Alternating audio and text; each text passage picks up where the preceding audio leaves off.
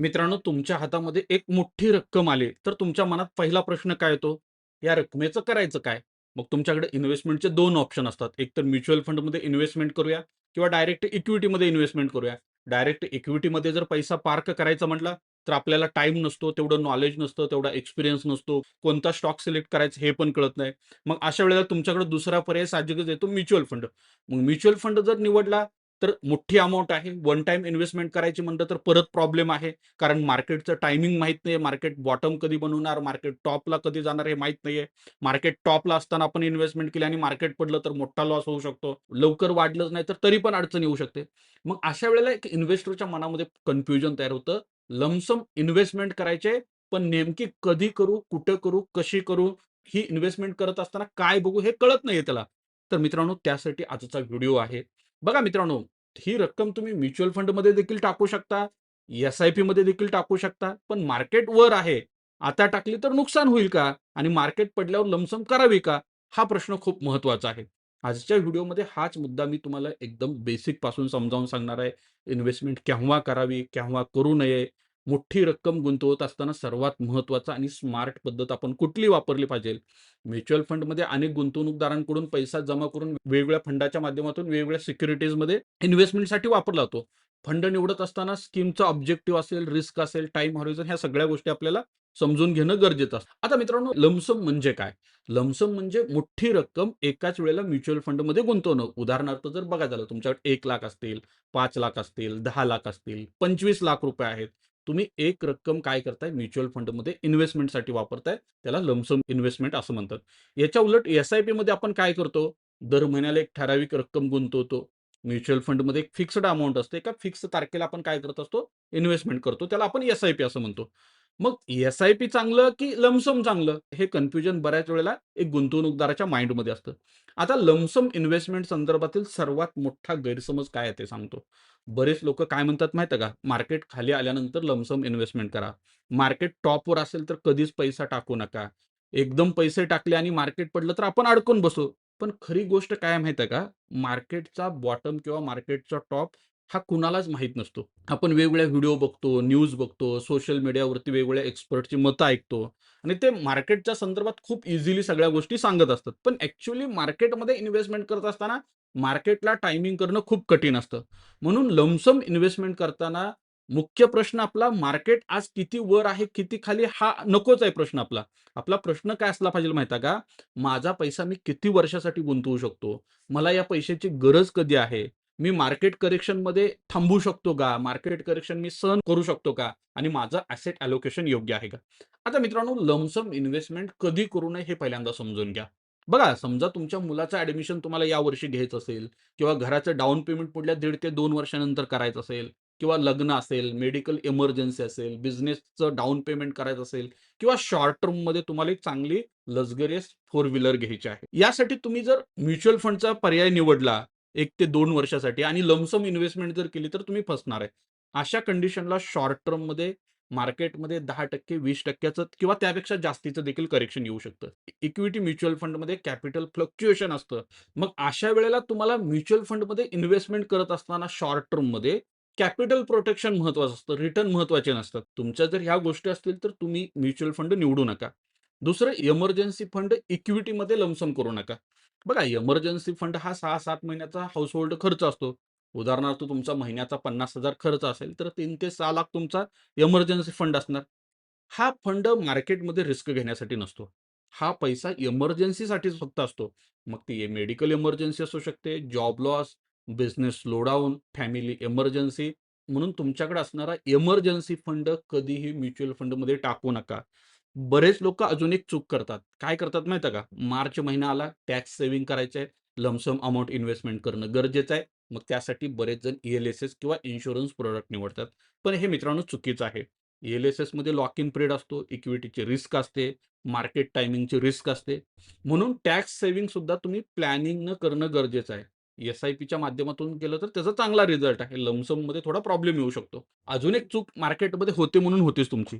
एक म्हणजे बॉरोड मनी. हे लोक काय करतात, पर्सनल लोन घेतात, क्रेडिट कार्ड वापरतात, नातेवाईकांकडून पैसे घेतात आणि ते म्युच्युअल फंडमध्ये लावतात.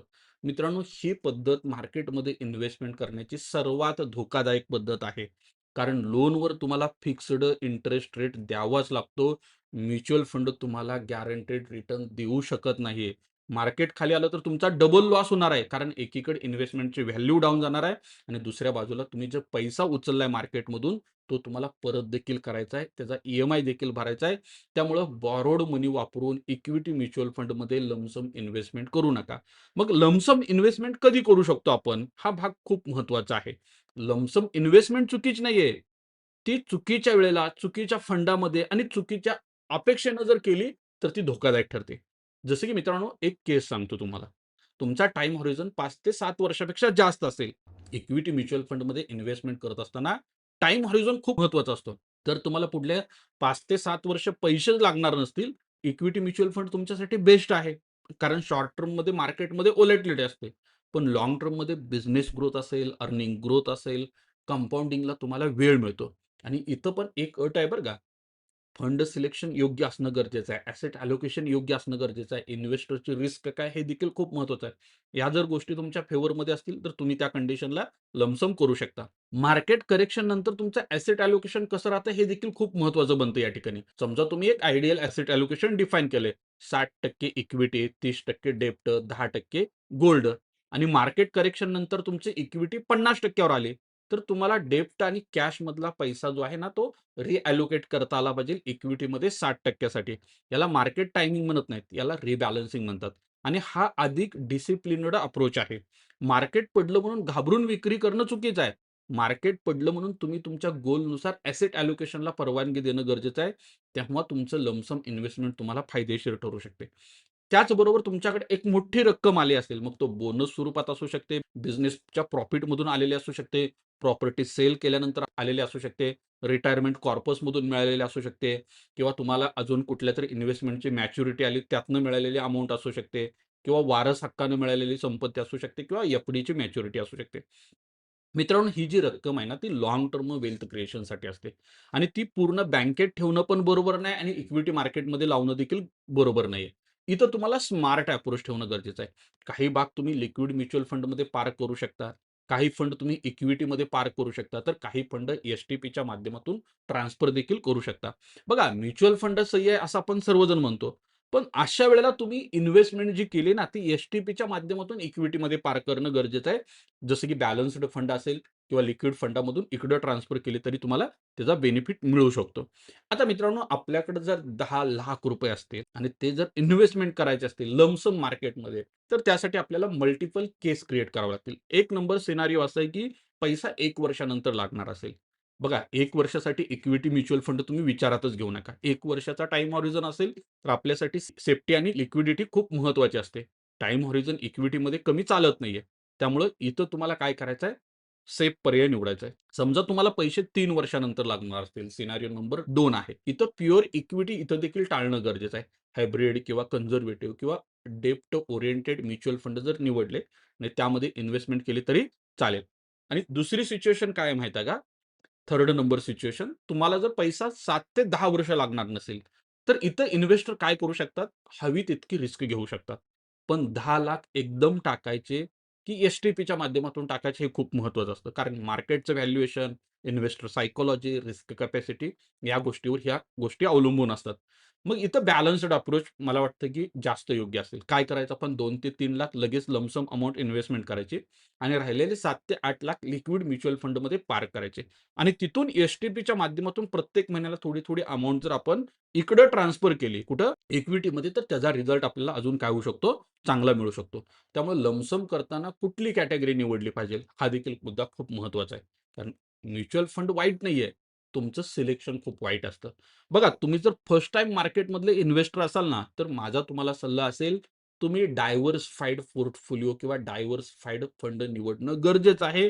ब्रॉडर मार्केटचा अप्रोच एक्सेप्ट करणं गरजेचं आहे. त्याचबरोबर तुम्ही फ्लेक्सी कॅप फंडाचा देखील पर्याय निवडू शकता. जर तुम्ही रिस्क टेकर असाल, तर स्मॉल कॅप किंवा मिड कॅप फंडाचा देखील विचार करू शकता. जर तुम्ही एक्सपर्ट असाल एका सेक्टरचे आणि त्या सेक्टरवर जर तुमचा व्ह्यू बुलिश असेल किंवा तुम्हाला त्या सेक्टरवरती कन्व्हिक्शन असेल, तर त्या कंडिशनला तुम्ही थीमॅटिक फंडाचा देखील विचार करू शकता. पण ती खूप नेक्स्ट लेव्हलची गोष्ट आहे. मित्रांनो बघा, लमसम इन्व्हेस्टमेंट वाईट नाहीये, पण चुकीच्या पैशानं, चुकीच्या वेळेला, चुकीच्या फंडामध्ये आणि चुकीच्या एक्स्पेक्टेशननं जर एंट्री केली, तर ती खूप धोकादायक असते. लमसम इन्व्हेस्टमेंटमध्ये टाईम हॉरिझन, रिस्क कॅपॅसिटी आणि ॲसेट अलोकेशन खूप जास्त महत्त्वाचं असतं.